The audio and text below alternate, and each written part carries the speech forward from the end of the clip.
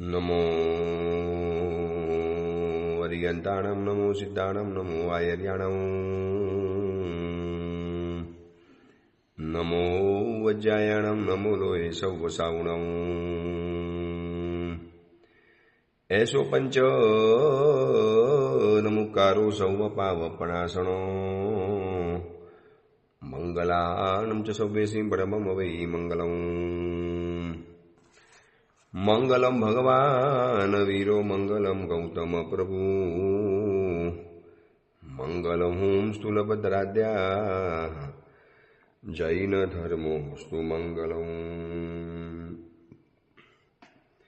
પ્રવચનનો વિષય છે નવી સવા નવો વિચાર. આજથી લગભગ 1100 વર્ષ પૂર્વે બનેલો અને આશરે 300 જેટલા નીતિસૂત્રોથી સુશોભિત નીતિ વાક્યામૃત નામનો આ ગ્રંથ જાણે કે આપણી ઉપર એક વિચારોનો વરસાદ વરસાવે છે, વિચારોનું વર્ષિદાન કરે છે. ચારેકોરથી જેટલા પણ શુભ વિચારો આપણા મનની અંદરમાં ભરવાની કોશિશ કરે છે. એક સારો વિચાર જેમ એક પેનડ્રાઈવની અંદરમાં એક સરસ મજાનો ડેટા અંદરમાં આવી ગયો હોય અને પછી એ કોમ્પ્યુટરમાં નાખો એટલે કોમ્પ્યુટરની અંદરમાં એ જ સારો ડેટા બહાર આવે, એમ મનની અંદરમાં જેટલા પણ શુભ વિચારોના ડેટા ટ્રાન્સફર કર્યા હોય, જેટલા પણ નાખેલા હોય, એ બધા જ આવતીકાલે જીવનના કોમ્પ્યુટરની સામે રિલીઝ થવાના છે, પ્રગટ થવાના છે. એટલા માટે ક્યાંકથી પણ શુભ વિચાર મળે એને પ્રાપ્ત કરી લેવો, ગ્રહણ કરી લેવો. દેરાસરમાં જઈએ શુભ વિચાર મળે, ઉપાસેમાં ગુરુ ભગવંત પાસે જઈએ શુભ વિચાર મળે, પાઠશાલામાં જઈએ શુભ વિચાર મળે, પ્રવચન શ્રવણ કરવા જઈએ શુભ વિચાર મળે, કોઈ કલ્યાણ મિત્રનો સત્સંગ થાય શુભ વિચારો મળે. અમે અત્યારે અંતરિક્ષજી તીર્થની અંદરમાં છીએ. વર્ષો પછી આ તીર્થની અંદરમાં આવવાનું થયું. વર્ષો પછી એટલે 42 વર્ષ દીક્ષા પછી પ્રથમવાર. સંસારીપણમાં બહુ નાની ઉંમરની અંદરમાં આવેલા હતા અને હવે નવી વખત પરમાત્માના જ્યારે દ્વાર ખુલ્યા અને પરમાત્માની સમક્ષ જ્યારે બેસીએ છીએ, જાણે કે પ્રભુ તરફથી શુભ વિચારોનો ધોધ વરસતો હોય છે. અને આ અંતરિક્ષજી પરમાત્માની વિશેષતા એ લાગી કે બાકી બધા પરમાત્માની સામે આપણે જ્યારે બેસીએ ને તો દેરાસરમાં એક રંગમંડપ હોય, પછી ગભારો હોય, ગભારાની ઉપર પબાસણ હોય, એટલે બહુ દૂર રહેલા પરમાત્મા આપણને દેખાય. જાણે કે અંતરિક્ષજી ભગવાન આપણી બહુ કરીબ છે, એકદમ નજીક. બેસીએ એટલે બરોબર જાણે કે ભગવાન આપણી સામે નીચે બેસી ગયા એવું લાગે.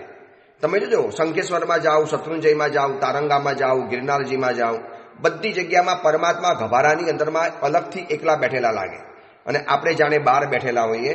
આ અંતરિક્ષજી ભગવાનની વિશેષતા એ લાગી, જ્યારે પણ સૌ પ્રથમવાર દર્શન કર્યા અને રોજ સવારે કલાક, બપોરે કલાક, સાંજે કલાક પરમાત્માની મન મૂકીને ભક્તિ થાય છે. અને જ્યારે પણ પરમાત્માને જોઈએ જાણે કે પ્રભુ આપણા માટે નીચે બેઠેલા છે. ભાઈ હું તારી સાથે છું, બોલ તારી સાથે, એકદમ તારી સામે, એકદમ કરીબમાં. કોઈ પરમાત્માનું ઊંચું પબાસણ નથી, કોઈ ઊંચો ગભારો નથી, એક નાનકડું ભોયરું. ભોયરાની અંદરમાં માળ 50-60 માણસો ડાબીને આવી શકે અને એવા નાનકડા ભોયરામાં ભગવાન નથી પબાસણ, નથી કોઈ સિંહાસન, નથી કોઈ ગભારો.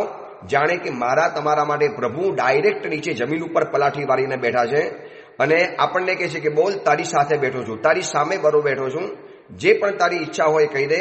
બસ જાણે કે પ્રભુ શુભ વિચારોનો ધોધ. પરમાત્માની આંખમાંથી આંખ મિલાવતા રહીએ, કલાક બેસતા રહીએ, મનની અંદરમાં અજપા જાપ ચાલુ હોય અને જાણે કે પ્રભુ સામે બેઠેલા છીએ. હું નીચે બેઠો છું, પ્રભુ પણ બરોબર મારી સામે નીચે બેઠેલા છે અને બરોબર આંખમાંથી આંખ મિલાવવાની પૂરેપૂરી તક મળે. બાકી બધા તીર્થ કરતા આ તીર્થની આ મને એક વિશેષતા ખૂબ લાગી. બાકી તો વિશેષતા છે જ અપરંપાર. પ્રભુ અંતરિક્ષમાં છે, આકાશની અંદરમાં અધ્ધર છે, એક અલગ પ્રકારની વ્યવસ્થાની અંદરમાં પ્રભુ ગોઠવાયેલા છે. અને પરમાત્મા ઉપર તમે જોજો કેટલી વખત અભિષેક થાય.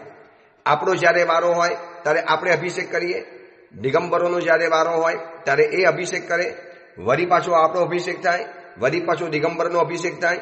ક્યારેક પરમાત્માના ચક્ષુ નિકાલી દેવાની અંદરમાં આવે, ક્યારેક પ્રભુના ચક્ષુને વરી પાછા ફિટ કરી દેવાની અંદરમાં આવે. એક પદ્ધતિ પૂજાની અલગ, એક પૂજા પદ્ધતિ અલગ. આ બધાને સ્વીકારીને પ્રભુ આપણને એમ કહે છે કે દોસ્ત તું પણ સર્વ સ્વીકારને શીખી લે. કોઈક આ રીતે ભક્તિ કરશે, કોઈક આ રીતે વ્યવહાર કરશે, કોઈક તારી સામે આ રીતે વર્તન કરશે, કોઈ તારી સામે આ રીતે વર્તન કરશે. પ્રભુ સ્તુલ્ય મનોવૃત્તિ. આ પંક્તિ જાણે કે અંતરિક્ષજી ભગવાનને જોયા પછી બરોબર સાકાર દેખાય. એક એક પરમાત્માની અંગે અંગનું નિરીક્ષણ કર્યું. પ્રભુ સુંદર મજાના કદાવર કાયા લઈને બેઠેલા છે. એ રાવણના સેવકો ખર અને દૂષણે આ પતિમાં ભરાવેલી અને માટીમાંથી વેરુમાંથી બનેલી આ પ્રતિમા એમના ભક્તિભાવથી નક્કર બનતી ગઈ અને લાખો વર્ષો પછી પણ આપણી સમક્ષ આ પરમાત્મા બિરાજમાન છે.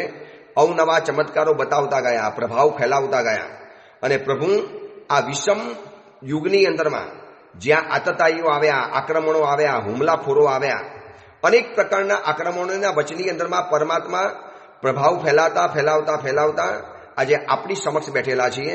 ગામ ગામથી ભક્તો આવે છે, યાત્રિકો આવે છે, દૂર દૂરથી લોકો આવે છે અને પરમાત્માની ભક્તિ કરે છે. જ્યારે પણ પ્રભુની સમક્ષ બેસું છું એટલે પરમાત્મા કહે છે કે એક નવો વિચાર, એક સુંદર વિચારોનો સંગ્રહ લઈ જા મારી પાસેથી. અને પરમાત્માની પ્રતિમાની સામે બેઠેલા હોઈએ, આંખમાંથી આંખ મિલાવીએ અને પ્રભુ જાણે કે આંખ દ્વારા, પ્રભુ સમગ્ર અસ્તિત્વ દ્વારા, પરમાત્મા સમગ્ર અંગ દ્વારા, પ્રભુની ફણા, પ્રભુની આજુબાજુની અંદરમાં રહેલો પાછળનો જે સર્પ, પરમાત્માનું અર્ધ પવાસન, પરમાત્માના કરુણા મિશ્રિત નયનો, પરમાત્માનું બે ભુજા યુગલ, આ બધા જાણે કે આપણને એક નવો શુભ વિચારની ધારાની અંદરમાં લઈ જાય. અને આ શુભ વિચારની અંદરમાં આવતા એમ મન થયું કે શ્રાવકો માટે તો સુવિધા આ તીર્થની અંદરમાં જબરજસ્ત બની ગઈ, ખૂબ સુંદર મજાની બની ગઈ.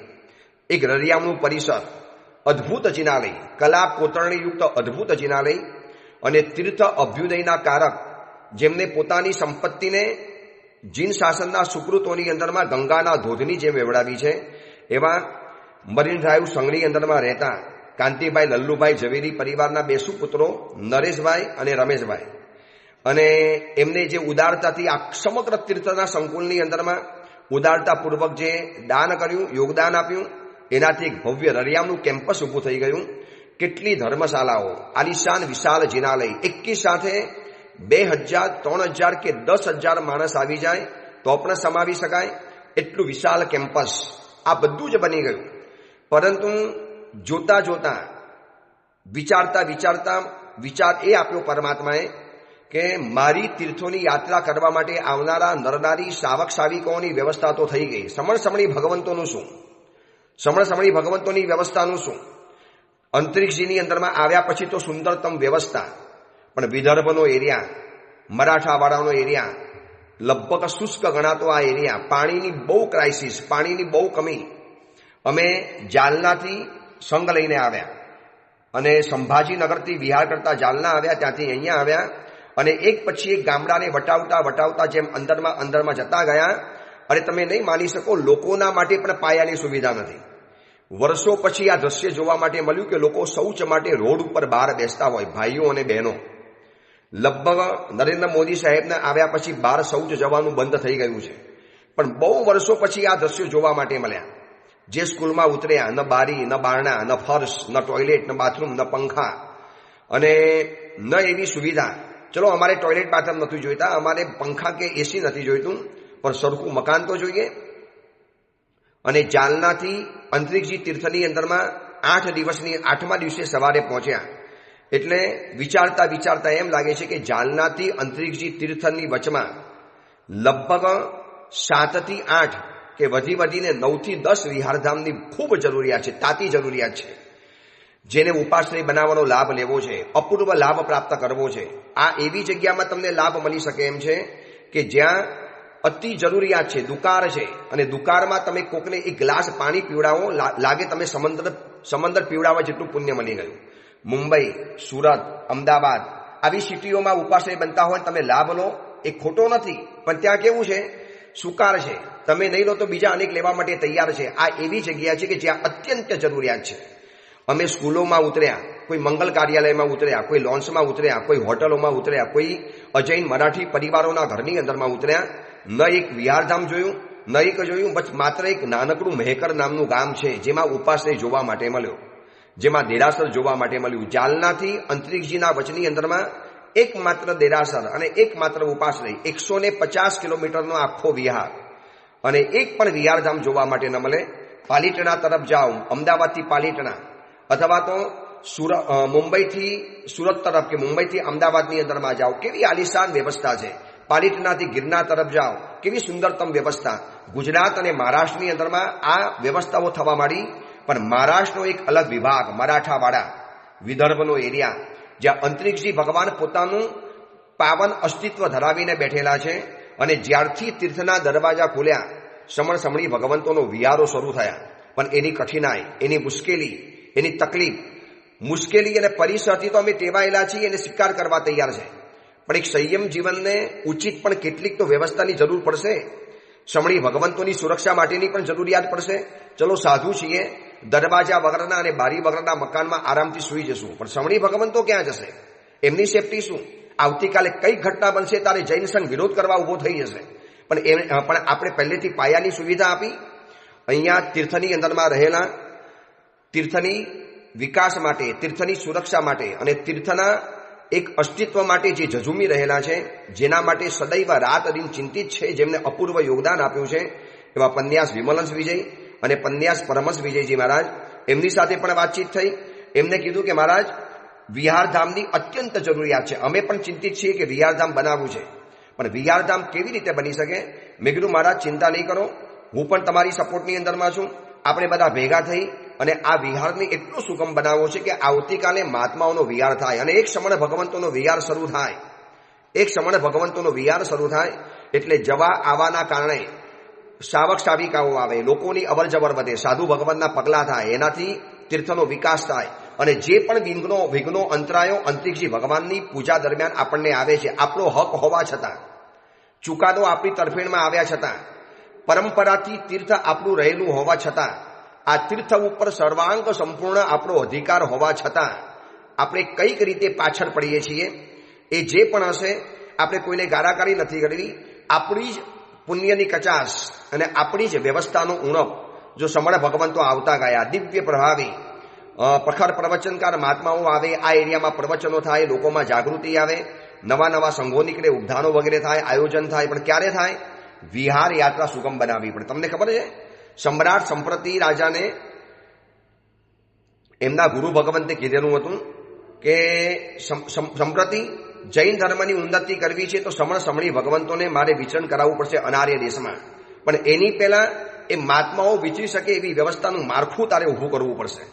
અને સમ્રાટ સંપ્રતિએ પોતાના ગુરુના આર્ય સુવસ્તી મહારાજના આદેશને ઝીલી સ્વીકારી પહેલા નકલી સાધુઓ મોકલ્યા, સમણ ભગવંતોના આચારો સમજાવ્યા અને ગોચરી પાણીની સુવિધા ઊભી કરી, રહેવા માટેના મકાનો ઊભા કર્યા અને પછી સમણ ભગવંતોને ગામની અંદરમાં મોકલ્યા. ત્યારે એ સમયની અંદરમાં જૈનોની 40 કરોડ 50 કરોડ 80 કરોડની વસ્તી હતી. 1 અબજ સુધી જૈનો પહોંચેલા હતા. બસ આ જ જરૂર છે આ એરિયાની અંદરમાં. જેમને પણ જીવનમાં એક ઉપાશ્રય બનાવવો છે. તમે એમ કહેશો ગુરુદેવ અમે અમારા શહેરમાં બનાવીએ, અમે અમારા ગામમાં બનાવીએ, અમે જે સંઘની અંદરમાં રહીએ છીએ. હવે સુરતના વેસુ એરિયાની અંદરમાં કરોડપતિ અબજપતિઓ બેઠેલા છે. એક ઉપાશ્રય નિર્માણના ચઢાવા કરવાની અંદરમાં જાઓ, મુખ્ય નામની પડાપડી થાય, 5 કરોડ 6 કરોડ 10 કરોડ. હું તમને સાચી વાત કરું, કોઈ પણ વ્યક્તિ અગર 5 કરોડ 6 કરોડ રૂપિયા જો એકલો આપી દે તો એના નામે બધા જ વિહારધામ, મારા હિસાબે મેં મહાત્માની સાથે મિટિંગ કરી અને મિટિંગ કરતા કરતા ખબર પડી કે 54 લાખ રૂપિયાની અંદરમાં જમીન સાથે એક ઉપાશ્રય બની જાય, જેમાં સમણી ભગવંતોની બંનેની વ્યવસ્થા આવી જાય, એક નાનકડું રસોડું બની જાય અને ખુલ્લી જગ્યા રાખવામાં આવે. આવતીકાલે માનો અમે જેમ જાલનાથી સંઘ લઈને આવ્યા એવી રીતે કોઈ પણ મહાત્મા સંઘ લઈને આવે તો એક 100 125 50 માણસની ત્યાં એક વ્યવસ્થા થઈ જાય. મંડપ પણ બાંધી શકાય, ટેન્ટ પણ બાંધી શકાય, અથવા તો ઉપર એક ડોમ પણ બનાવી શકાય. મારા હિસાબે 54 લાખ કે 61 લાખ વધીને 61 લાખની અંદરમાં એક વિહારધામનો લાભ આરામથી મળી જાય. હવે તમે વિચારો 54-61 લાખની અંદરમાં એક વિહારધામ બને. હવે સુરત જેવા એરિયામાં, વેસુ જેવા એરિયામાં જ્યારે ઉપાશ્રયના ચઢાવા બોલાવાય છે, મુંબઈ જેવા ટોપ ક્લાસ એરિયાની અંદરમાં જ્યારે ઉપાશ્રયના ચઢાવા બોલાય, મુખ્ય નામમાં તમે 5 કરોડ ખર્ચો તો પણ તમને ચઢાવો હાથમાં નથી આવતો. અહીંયા 5 કરોડની અંદરમાં તમારા નામે 15 ઉપાશ્રય બની જાય, 10 ઉપાશ્રય બની જાય, 7 ઉપાશ્રય બની જાય. તો જેની પણ ભાવના થતી હોય કોન્ટેક કરજો. અમારો નંબર છે તમારી પાસે હેનલભાઈનો કોન્ટેક કરજો. વર્ધમાન કરુણા ફાઉન્ડેશન તમારી પાસે છે એ બધું જ. અને આ વખતે પણ આપણે એક નવી યોજના મૂકવાની છે જન્મ દિવસે. આ એરિયાની અંદરમાં આવ્યા પછી ખબર પડી, વર્ષો પછી આવ્યો, 42 વર્ષે. તો એક અમારી ફરજ છે કે જીન શાસનના અટકતા કાર્યો આપણે પરિપૂર્ણ કરવાના. આમ આપણે બીજી જગ્યાની અંદરમાં બિનજરૂરી રીતે કેટલા ઉપાશ્રયો દેરાસરો બનતા હોય છે. સામ સામે સ્પર્ધા માટેના દેરાસરો. વેસુની અંદરમાં ગયો, સામ સામે અબજો રૂપિયાના ઉપાશ્રયો બની ગયા, અબજો રૂપિયાના. જ્યારે આ પરિસરની અંદરમાં અત્યંત તાતી જરૂરિયાત છે. તાતી આજે પણ નહીં, હમણાં નહીં, હમણાં જરૂરિયાત છે. એટલી ઉતાવળ છે અહીંયા વિહારધામ બનાવવાની. તો કદાચ એકાદ 2 વર્ષની અંદરમાં સરસ મજાના 7 વિહારધામ, 8 વિહારધામ, જાલનાથી અંતરિક્ષજી તીર્થ સુધીની અંદરમાં અને સંભાજીનગરથી જાલના સુધીની અંદરમાં. બસ એ પછીનો પટ્ટો લગભગ વાંધો નથી આવતો.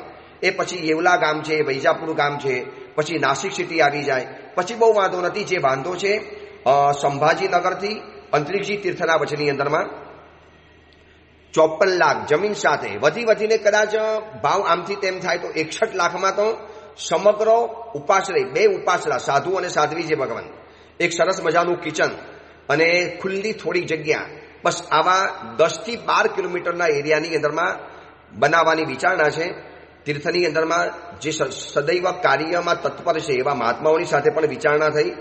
અને આ તમને એટલા માટે બતાવું છું કે એક નવો વિચારની પણ બહુ જરૂરિયાત છે. પ્રભુની સમક્ષ બેઠા, અંતરિક્ષજી ભગવાનની સમક્ષ, પ્રભુ કંઈક તો સેવાનો લાભ આપો, આપની પાસે આવ્યા છીએ, પ્રભુ કૃપા વરસાવો. અને પ્રભુએ જાણે મનની અંદરમાં વિચાર ઉભો કરાવડાયો કે આ એરિયામાં મોટી સેવા હોય તો આ વિહારધામ બનાવવાની જરૂરિયાત છે. એના કારણે સમળી ભગવંતોનો વિહાર આસાન થશે, વિહાર સુગમ બનશે, વિહાર સુલભ બનશે, વિહાર સરળ બનશે. અને એના કારણે બધી જ રીતના ફાયદા થવાના. એક સાધુ વિહાર કરતો જાય એટલે કેટલાને ધર્મ પમાડતા, કેટલાને સંકિત પમાડતા, કેટલાના હૃદયમાં બોધિ બીજનું વવન કરતા, અને કેટલાય લોકોને અંતરિક્ષજી ભગવાન તરફનું આકર્ષણ પેદા કરશે. અને એનાથી એક નક્કર લાભ એ ઊભો થશે કે તીર્થની અંદરમાં આવનારા જે હજીના વિઘ્નો છે ને એ કદાચ આવનારા 25-30 વર્ષની અંદરમાં બિલકુલ સાફ થઈ જશે. આજે જેમ અયોધ્યા મંદિરમાં રામનો જય જયકાર થઈ ગયો, એમ મને કહેવાનું કે 30-40 વધીને 50 વર્ષ એની અંદરમાં જો આ રીતની વ્યવસ્થા બની ગઈ તો સર્વાંક સંપૂર્ણ તીર્થ આપણું રહેશે. એક અંતરિક્ષજી ભગવાનને હટાવ્યા વગર એક આજુબાજુની અંદરમાં સરસ મજાનો કોરિડોર બની જાય. આ તીર્થમાં રહેલા મહાત્માઓ સમક્ષ મેં વિચાર વ્યક્ત કર્યો કે નરેન્દ્ર મોદી સાહેબે કેમ કાશીની અંદરમાં કાશી કોરિડોર ઉભો કર્યો, સોમનાથ મહાદેવની અંદરમાં સોમનાથ કોરિડોર ઉભો કર્યો, એવી રીતે આપણે પણ કેમ બનાવી શકીએ. બસ ધીરે મહાત્માઓ આવે, એમને પણ અન્ય મહાત્માઓનો સપોર્ટ મળતો જાય. એકલાથી તો કામ નથી થતું. મહાત્મા 14 વર્ષથી અહીંયા બિરાજમાન છે, છેલ્લા 14 વર્ષથી, અને ધૂણી થકાવીને બેઠેલા છે. તો આપણી પણ ફરજ રહેલી છે કે નાનકડું યોગદાન આ તીર્થને બચાવવા માટે. અહીંયા બનાવેલું ઉપાશ્રય એ તીર્થની સુરક્ષા છે. અહીંયા બનેલું વિહારધામ એ તાતી તીર્થની સુરક્ષા રહેલી છે. તો જેની પણ ભાવના થતી હોય તો જણાવજો, કોન્ટેક કરજો તમારા મિત્રોમાં, તમારા મિત્ર સર્કુલમાં. તમને એમ લાગે કે મારો મિત્ર કરોડપતિ છે, અબજપતિ છે અને એને 60-50 લાખની અંદર મારો કોઈ વાંધો પડે એમ નથી, તો એને સમજાવજો કે દોસ્ત આવું એક સરસ મજાનું વિહારધામનું સંકુલનો લાભ મળી શકે એમ છે. મેં તો પ્રભુને કીધું, પ્રભુ એવી કૃપા વરસાવો કે આપના મંગલ આશીર્વાદથી આ 10 થી 12 વિહારધામ બનાવવાનું એક મને સૌભાગ્ય પ્રાપ્ત થાય. હું લોકોને પ્રેરણા કરું. પૈસા તો મારી પાસે છે નહીં, પણ એક ઓડિયો પ્રવચનનું માધ્યમ છે જેના દ્વારા લાખો લોકો સુધી મારો અવાજ પહોંચે છે. તો એના દ્વારા એક લોકોને સુંદર મજાની પ્રેરણા મળી શકે. અને પ્રભુની સમક્ષ આંખમાંથી આંખ મિલાવી, હું રોજ એક કહું છું. આજે સવારે પણ જઈને આવ્યો દેરાસરમાં, પ્રભુને આ જ વિનંતી કરી કે પ્રભુ બસ સરસ મજાનું તીર્થની સુરક્ષાનું એક અભિયાન ઉપાડવું છે, એક અભિયાન શરૂ કરવું છે. પ્રભુ આપની કૃપાથી પાર પામીશું. અને અભિયાનની અંદરમાં સૌ પ્રથમ અંગ આવે છે વિહારધામની સુરક્ષાની વ્યવસ્થા. આવી સરસ મજાની વિહારધામની વ્યવસ્થા બની જાય. જોજો વિહારો સુલભ બનવાના, આ એરિયામાં મહાત્માઓ આવવાના, અલગ અલગ ગામમાં ચાતુર્માસ થવાના. આજુબાજુના કેટલાય ગામવાળા કહે છે ગુરુદેવ વર્ષોથી સાધુ ભગવાન અમારા શહેરમાં નથી બનાવ્યા, પણ કેવી રીતે જાય. વિહારોની કઠિનાઈનો અનુભવ તો અહીંયા આવ્યા પછી થયો. આવ્યા પછી 42 વર્ષ પછી આવ્યો ત્યારે ખબર પડી કે કેટલી કઠિન વિહાર યાત્રા છે. આજના આધુનિક જમાનામાં, સાધન સરંજામના જમાનામાં, આટલા બધા આધુનિક જમાનામાં પણ હજી આ તકલીફ પડે છે. તો પુરાણા સમયમાં કેટલી તકલીફો પડતી હશે. બસ તીર્થની સુરક્ષા માટેનું આ પ્રથમ ચરણ કે સુંદર મજાના વિહારધામોનું સર્જન. 12 થી 15 વિહારધામ પ્રભુને કીધું છે. પ્રભુ એવા આશીર્વાદ આપો, હું લોકોને પ્રેરણા કરું, લોકોના મનની અંદરમાં એક ઈચ્છાનો દીવો પેદા થાય, એક ઈચ્છાના ભાવનો દીપક પેદા થાય, અને જેના દ્વારા લોકો આવું મંગલ કાર્ય કરી શકે. આ પ્રવચન સાંભળનારા તમારા જે પણ શ્રીમંત મિત્રો હોય, શ્રીમંત તમારા પરિવારના સ્વજનો હોય, તમારા કોઈ પણ મિત્રો, કોઈકને તો એવો હોય ને મિત્ર કે જે કહી શકે દોસ્ત જો મારી તાકાત નથી પણ આ એક તારે લાભ લેવા જેવો છે, તારા માતા પિતાનું નામ અમર બની જશે, એક સરસ મજાનો વિહારધામનો લાભ બની જશે અને એનાથી તને અંતરિક્ષજી તીર્થની સુરક્ષા કરવાનું એક પ્રચંડ પુણ્યના પરમાણુઓ પેદા થશે. ચલો, આ તો જે વિચાર આવ્યો, નવી સવારે નવો વિચાર આવ્યો એ તમને પ્રકટ કરેલો છે. અંતરિક્ષજી તીર્થની અંદરમાં બેઠા છીએ, એટલો આનંદ છે, એટલો આનંદ. વર્ષો પછી પ્રભુને જોવા રહ્યા, બસ પ્રભુની આંખમાંથી આંખ મિલાવતા રહીએ, કલાકોના કલાકો અપલક રીતે પ્રભુને જોતા રહીએ અને પ્રભુને કે પ્રભુ એવી શક્તિ આપો, એવી નવી તાકાત આપો, નવો પાવર આપો. આપની પાસે અનંત શક્તિના ભંડાર છો, અનંત શક્તિયુક્ત પ્રભુ આપ છો. એક શક્તિનો ભંડાર આપો જેનાથી સમાજ સેવા, ધર્મ સેવા, પરિવાર સેવા, સમુદાય સેવા અને જીન શાસનની સેવા અને છેલ્લે આત્મ ઉદ્ધાર પ્રભુ કરી શકીએ. આ તો મેં તમને જે મારા મનમાં જે વિચાર આવ્યો એ તમને પ્રગટ કર્યો. નવી સવારે એક નવો વિચાર આવ્યો એ તમારી સમક્ષ પ્રગટ કર્યો. આપણી વિચારણા ચાલી રહેલી છે કે સર્વત્ર સંશયાનેષુ નાસ્તિ કાર્ય સિદ્ધિ. હવે મને પણ આ ચીજ લાગુ પડે ને, મને પણ મનમાં ડાઉટ થાય, અરે હું બોલું છું તો ખરો. મેં કાલે મહાત્માને પણ કીધું, પન્યાસ પરમહંસ વિજય મહારાજને, કે મહારાજ મારી શક્તિ પહોંચે તો હું તમને 1, 2, 3 વિહારધામમાં હું તમને કોશિશ કરાવડાવીશ, પ્રેરણા કરીશ. એક વિહારધામ એટલે લગભગ 50 થી 60 લાખનો ખર્ચો. અને મેં એકનું તો વચન આપી દીધું છે કે મહારાજજી ચિંતા નહીં કરો, મારો જન્મ ઉત્સવ આવશે ત્યારે આ વખતે એક નવી યોજના આજ મૂકવી છે, વિહારધામ ઉત્સવ. જન્મ દિવસે જ્યારે મૂકીશ ત્યારે એ વખતે મને વિશ્વાસ છે કે જેમ વૈયાવજ ઉત્સવની અંદરમાં લોકોએ લાભ લીધો એમ આમાં પણ લાભ લઈ લેશે. એટલે મેં તો અત્યારથી વચન આપી દીધું કે એક વિહારધામની જવાબદારી મારી. આગળ ઉપર થશે અને પ્રભુની મંગલ કૃપા વરસશે તો બધું જ કરીશ, સંશય નથી. પણ વિચાર તો આવે ને, વચન તો આપી નથી દેવાતું. પણ આ શબ્દ બધે લાગુ પડે છે કે બધી જગ્યાએ આપણને પહેલા મનમાં સંશય થાય, હોગા કે નહીં હોગા, મેરે સે હોગા કે નહીં હોગા. એટલે એક વાત સમજી રાખજો, બધે શંકા નહીં અને બધા પર શંકા નહીં. કાર્ય વિચારીને કરવાનું છે, એમાં કોઈ ના નથી. વિચારીને જ કરવા જેવું છે, વિચારે વગર કાર્ય નથી કરવાનું, સીધી વાત છે. પરંતુ બધે શંકા નથી કરવાની અને બધા પર શંકા નથી કરવાની. કોક જગ્યાની અંદરમાં આપણને અતિ મોટું કાર્ય કરતા પહેલા વિચારીને પગલું ભરવું પડે, એ વાત બરોબર છે. મેં પણ જ્યારે મહાત્માને કીધું કે 1, 2 વિહારધામમાં હું તમને સપોર્ટમાં રહીશ અથવા તો જવાબદારી સ્વીકારું છું, તો વિચારીને બોલવું પડે. ડાઉટ નથી, પરમાત્મા બેઠા છે, અંતરિક્ષજી ભગવાન, અને પ્રભુને સોંપ્યું છે. પ્રભુ આપની કૃપાથી જ થવાનું છે અને આપની જ તીર્થની સુરક્ષા કરવાનું પુણ્ય પ્રાપ્ત કરવું છે. તો ઉત્સાહના અમૃત માટે શંકા એ વિષ છે, ઉત્સાહના પુષ્પ માટે શંકા એ કંટક છે, ઉત્સાહનું જે જલ છે એના માટે શંકા કચરો છે, ઉત્સાહના પર્વત માટે શંકા એ સુરંગ છે, એને તોડી નાખે છે. જેને પણ આગળ વધવું છે એને શંકાના રસ્તા ઉપર નહીં પણ શ્રદ્ધાના માર્ગ ઉપર આગળ વધવાનું બસ. અને આ શ્રદ્ધાના માર્ગ ઉપર જે આગળ વધે છે એને વાંધો નથી આવતો. બાકી મનમાં સંશય કરશે એટલે જીવનમાં અનુત્સાહ આવવાનો, અને ઉત્સાહ તૂટી જાય છે ત્યારે જીવનમાં 2 કાર્ય બને છે. અનુત્સાહ એટલે ઉત્સાહનો અભાવ ગતિને તોડી નાખે છે અને આપણી ગતિને મંદ કરી દે છે. જ્યારે અંદરમાંથી ઉત્સાહ તૂટી જાય ને, અને ઉત્સાહ તોડવાનું કામ કોણ કરે છે? અંદરમાં રહેલો સંશય, અવિશ્વાસ, ડર, ગભરામણ, ટેન્શન, થશે કે નહીં થાય. અરે મેં તો ગયા વખતે એક ઉપવાસ કરેલો, કેવી મને ઉલટી થઈ ગઈ હતી, હવે આ વખતે લઉં છું તો ખરો પણ થશે કે નહીં થાય. જો ઉપવાસનું પચકાણ લેતી વખતે પણ અનુત્સાહ, અંદરમાં એક જજ્બા નથી. અરે ગયો અનુભવ અલગ હોય કે દર વખતે કે સરખો અનુભવ ન થાય, દર વખતે કે એક સરખો અનુભવ ન થઈ શકે. પણ મનની અંદરમાં રહેલો જે ડાઉટ એ સતત આપણી ગતિને તોડી નાખે છે અને ગતિને મંદ કરી લે છે. તમે કદાચ નામ સાંભળ્યું હશે, ધર્મચક્ર તપને કરનારી કનકશ્રી. જેમ વર્ષી તપનું પારણું શ્રેયાંશ કુમાર કરાવે છે, એવી રીતે ધર્મચક્ર તપનું પારણું કનકશ્રી બનીને ચડાવવું બોલવામાં આવે છે.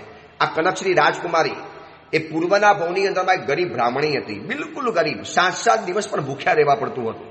અને એમાં એને સમળી ભગવંતને જોયા અને સમળી ભગવંતને ગોચરી માટે લોકો આગ્રહ કરતા હતા, સાહેબ પધારો મારા ઘરે, સાહેબ પધારો મારા ઘરે. અને સાથી ભગવંત ના પાડે. અને આ ગરીબ બ્રાહ્મણી વિચાર કરે કે મને જરૂર છે અને કોઈ આપતું નથી, અને આમને જરૂર છે, લોકો એમને આપ્યા કરે છે. એટલે બ્રાહ્મણી ગઈ, થોડુંક મને ખાવાનું આપો ને. બેન, એમ તો ખાવાનું ન આપી શકાય, પણ તને જો કરવું હોય ને, તું આમે ભૂખી રહે છે તો તપસ્યાના માર્ગે ચડી જા, તારી ભૂખને તપ બનાવીને. તો કેવી રીતે? થિયરી સમજાવી કે આમ પણ તું 7 દિવસ નથી ખાતી, ક્યારેક 2 દિવસ નથી ખાતી, તો નક્કી કરને એકાંતરે ખાવાનું. અને એક તપ આવે છે ધર્મચક્ર તપ, એની શરૂઆત કરીને સાધ્વીજી ભગવંતે સમજાવ્યું. મનની અંદરમાં એને વાત બેસી ગઈ અને સાધ્વીજી ભગવતના કહેવાના કારણે એને ધર્મચક્ર તપની શરૂઆત કરી. હવે જેવી તપની શરૂઆત કરીને એટલે ગામની બહેનોને ખબર પડી કે આ ગરીબ બ્રાહ્મણી તો હવે તપ કરે છે, ઉપાસેમાં આવે છે, સાધ્વીજી ભગવાનની પાસે બેસે છે. અને એને કીધું, બેન આવતીકાલનું બેસનું મારા ઘરે, બેન પછી પરમ દિવસનું બેસનું મારા ઘરે, બેન પછીના ઉપવાસનું પાણનું બેસનું મારા ઘરે કરવાનું. બોલી બ્રાહ્મણી વિચાર કરે કે જેના ઘરમાં જતી હતી તારે મને હળદૂત કરતા હતા, અપમાન કરતા હતા, तिरस्कृत करते थे, निकाल देते थे, और वही आज आमंत्रण देते, न्योता देते हैं, मेरे घर पधारो, मेरे घर पधारो. बात सही है, એ તપસ્યા કા પુણ્ય તો જબરજસ્ત है. અને એને એવો ભાવ પેદા થયો, ઉત્સાહ વધતો ગયો. ધર્મચક્ર તપ જિંદગીભર આરાધના કરી, જિંદગીભર માટે. અને જેમ જેમ ખબર પડી એમ લોકો ભક્તિ કરતા ગયા. જીવનનો અંતિમ સમય આવ્યો. જો એક શંકા શું જીવનમાં કરી શકે છે, એક શંકા કેવું નુકસાન કરી શકે છે. અને અંતિમ સમય જ્યારે આવ્યો અને અંતિમ સમયની અંદરમાં એ બ્રાહ્મણીને મનમાં એવો ડાઉટ પડ્યો, હું આટલી બધી ધર્મની આરાધના તો કરી, જિંદગીભર મેં ઉપવાસો કર્યા, આટલા બધા કર્યા, મને એનું કોઈ ફલ મળશે કે નહીં મળે, મને આનું કોઈ રિઝલ્ટ મળશે કે નહીં મળે, આટલી બધા મેં ભૂખને સહન કરી, કંઈક તો ફલ મને મળશે ને, મળવું જોઈએ ને. આ એક મનની અંદરમાં શું થયું, સંશય આવ્યો, અવિશ્વાસ આવ્યો, એટલે અનુત્સાહ આવ્યો, અને અનુત્સાહ આવ્યો, ઉત્સાહ ગયો એટલે ગતિ તૂટી ગઈ, ગતિ મંદ થઈ ગઈ. પેલા કેવી દોડતી હતી, ભાગતી હતી, ઉડતી હતી, કૂદતી હતી. હવે ધીરે ધીરે મનમાં ડાઉટ પડ્યો, તપસ્યા તો કરું છું, ફલ નહીં મળે તો, આરાધના તો કરું છું, આમ નહીં થાય તો. બસ આ જે મનની અંદરમાં ડાઉટ પડ્યો અને એનું પ્રાયશ્ચિત કર્યા વગર બ્રાહ્મણી ગુજરી ગઈ. પછીના ભવની અંદરમાં તપસ્યાના પુણ્ય પ્રભાવે બલદેવના ઘરની અંદરમાં પ્રથમ પુત્રી તરીકે જન્મ પામી આ કનકશ્રી. અદ્ભુત રૂપ, લાવણ્ય, સુંદર કલાઓ, વાસુદેવની સાથે લગ્ન થયા. અને બલદેવ અને વાસુદેવને હંમેશા વિરોધ હોય, અને આ કન્યા વાસુદેવના પ્રેમમાં પડી. પિતાના વિરોધ છતાં પણ લગ્ન વગેરે કર્યા, અને બલદેવ વાસુદેવનું યુદ્ધ થયું. એમાં વાસુદેવના હાથે બલદેવ મરી ગયા, એટલે કે કનકશ્રીના પિતાજી ગુજરી ગયા. હવે એને કેવળ જ્ઞાનીને પૂછ્યું કે મારું જિંદગીમાં બધા જ પ્રકારનો પુણ્યનો ઉદય છે, પણ એવું કયું પાપ કરેલું હતું કે જેના કારણે મારા પિતાના મોતમાં હું નિમિત્ત બની. અને એ સમયની અંદરમાં કેવળની ભગવંતે કીધું કે પૂર્વના ભવની અંદરમાં તું બ્રાહ્મણી હતી, ઘોર તપસ્યા કરેલી, પણ તપસ્યા કરતા કરતા તારા મનમાં એવો ડાઉટ ચાલતો હતો, સંશય ચાલતો હતો. જો સર્વત્ર સંશયાન એને શું, નાસ્તિ કાર્ય સિદ્ધિ. અને તે મનની અંદરમાં એવો વિચાર કર્યો, આ તપસ્યા તો કરું છું, ફલ મળશે કે નહીં મળે, રિઝલ્ટ મળશે કે નહીં મળે, પરિણામ મળશે કે નહીં મળે. બસ આ મનમાં કરેલો વિચાર એ તારા જીવનની અંદરમાં અંતરાય બનીને આવ્યો. અને એ અંતરાયે તને જીવનની અંદરમાં આવા પ્રકારનો પાપોને પેદા કર્યો કે તારા પિતાનું મોતની અંદરમાં તું નિમિત્ત બની. હવે જોજો, એક નાનકડો સંશય, એક નાનકડો ડાઉટ માણસના જીવનની અંદરમાં કેવો નુકસાન કરી દે છે. આપણે કેટલા કરતા આવીશું, અઠ્ઠાઈ કરું છું, ફલ મળશે કે નહીં મળે, હું આટલું બધું દાન કરું છું, મને પુણ્ય મળશે કે નહીં મળે, હું આટલી બધી સારું કામ કરું છું, લોકો મારું સન્માન કરશે કે નહીં કરે. બસ આ સતત મનની અંદરમાં ડાઉટ, સંશય. અમે પણ સાધુ જીવનમાં છીએ ને, અમને પણ મનમાં થાય યાર પેલા ગામમાં જઈશું, ગોચી મળશે કે નહીં મળે, એ નવા એરિયામાં જઈએ છીએ, ફાવશે કે નહીં ફાવે. આ આખા મરાઠાવાડ વિદર્ભના એરિયામાં પહેલી વખત આવવાનું થયું. બધા જ નવા ગામ, દર વખતે તો શું થાય, સુરતથી મુંબઈ, મુંબઈથી સુરત, અમદાવાદ, આ બધા જાણીતા એરિયા, દરેક રસ્તાના એક એક ઝાડ પરિચિત. અહીંયા તો બધો જ આખો નવો એરિયા. એટલે મનમાં સંશય નથી થતો, પણ એ વિચાર તો આવે. પણ જો વિચાર સંશયમાં પહોંચી ગયો તો મારી પણ વિહારની ગતિ મંદ થઈ જાય. એટલે ઇન શોર્ટ આટલું શીખવા જેવું છે. આ વિચાર આપણને એટલું કહે છે, આ નીતિ વાક્યામૃત ગ્રંથનો આ વિચાર આપણને એક વાત સમજાવે છે કે બધી જગ્યાએ સંશય કરવો જરૂરી નથી. માર્ગ ઉપર કદમ ઉપાડવા તો છે જ, પણ આ માર્ગ મંજિલે પહોંચાડશે કે નહીં પહોંચાડે એ શંકા આવી જાય. ડૉક્ટરની દવા તો લઉં છું, પણ આ લખેલી દવા બરોબર હશે કે નહીં હોય, મને કોઈ એનું રિએક્શન તો નહીં આવે ને, આ સંશય. ધર્મ તો કરું છું, પણ ધર્મનું મને ફલ મળશે કે નહીં મળે, આ શંકા. પરીક્ષા તો આપવી છે, પણ પાસ થઈ કે નહીં થવું, આ સંશા. રાતના સૂઈ તો જઉં છું, સવારે ઉઠીશ કે નહીં ઉઠું. હવે જેને શંકા જ કરવી છે, જેને અવિશ્વાસ કરવો છે, એ બધી જગ્યાએ કરશે અને જીવી જ નહીં શકે, એ આગળ નહીં વધી શકે. એ સતત એની ગતિ મંદ બની જવાની અને ગતિ એની તૂટી જવાની. એટલે આટલું વાત શીખી લેવી છે આ વિચાર પાસેથી. આવતીકાલે એક નવો વિચાર શરૂ કરીશું, પણ આજનો આટલો વિચાર, સર્વત્ર સંશયાનેષુ નાસ્તિ કાર્ય સિદ્ધિ. સંશય સર્વત્ર નથી કરવાનો. કોક જગ્યાએ કરો, તમને ખરાબ માણસ લાગ્યો, અયોગ્ય માણસ લાગ્યો, સંબંધ બાંધાય કે ન બંધાય, બાંધવું તો ભાઈ શું થશે, એને પૈસા અપાય કે ન અપાય, અયોગ્ય વ્યક્તિ છે, એ બધી વાત બરોબર છે. સંશય કોક જગ્યાએ કરવો જરૂરી છે. જ્યાં નુકસાન થવાનું હોય, અહિત થવાનું હોય, મોટી દુર્ઘટના બનવાની હોય, કોઈ ખોટી સંભાવના તમને દેખાતી હોય, ત્યાં શંકા કરવાની છૂટ. નોટ સર્વત્ર, એવરીવેર નહીં, બધી જગ્યાની અંદરમાં નહીં. સર્વત્ર એટલે એવરીવેર, હર જગ્યાની અંદરમાં એને કદમ કદમે શંકા પડ્યા કરે, મનમાં ડાઉટ ઉભો થયા કરે, તો એ ના પાડી છે. એટલે આ વિચારને આપણે મનની અંદરમાં લઈ લઈએ. કોઈ પણ ધર્મ કાર્ય કરવું છે ઉત્સાહથી કરો, શ્રદ્ધા સાથે આગળ વધો, થશે. અને નથી થતું તો નીકળતા ક્યાં વાર લાગે છે, પાછા નીકળતા ક્યાં વાર લાગે છે, પણ નહીં, હું કરીશ, થશે કે નહીં થાય. ઉપદાન કરવા જાય, નવવાણું કરવા જાય, છરીપાલી સંઘમાં જાય, કોઈ પણ નાની મોટી ધર્મ ક્રિયા હોય, અને સંસારનું કોઈ પણ કાર્ય હોય, બિઝનેસ હોય, સ્ટાર્ટઅપ કરવાનું હોય, થશે કે નહીં થાય, એવા તમે શંકામાં રહેશો, તમે જીવનમાં આગળ નહીં વધી શકો. કેટલું મોટું મોટિવેટ આપણને કરે છે કે સર્વત્ર સંશયાનેષુ નાસ્તિ કાર્ય સિદ્ધિ.